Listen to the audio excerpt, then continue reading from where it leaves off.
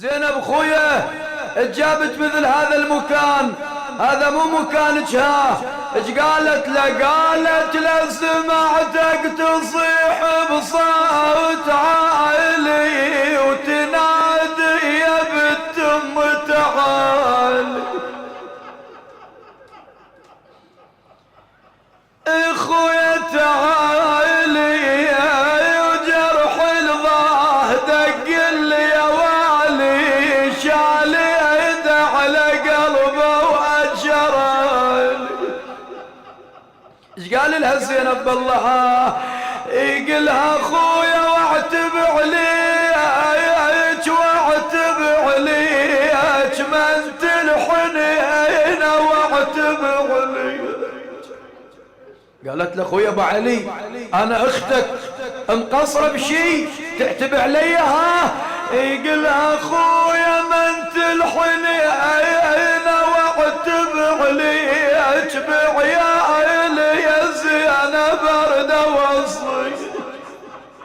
ويا ابو علي انا بخدمتك وصي، بمن توصي؟ قال الاخويا برقية برقية اوصيك يا اخويا برقية،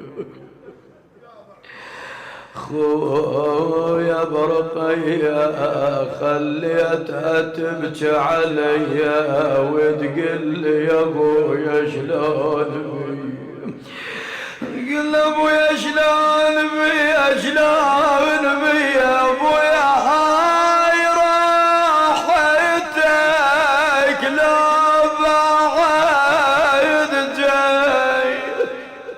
ايش قالت لزينب؟ بأبي وأمي وناضل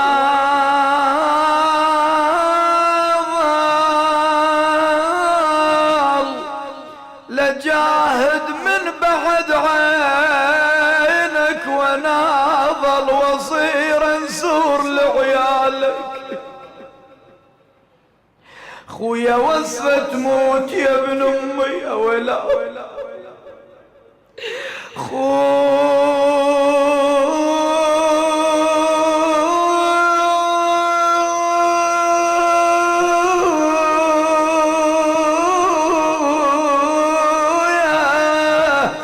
انا وصلت موت يا ابن امي وانا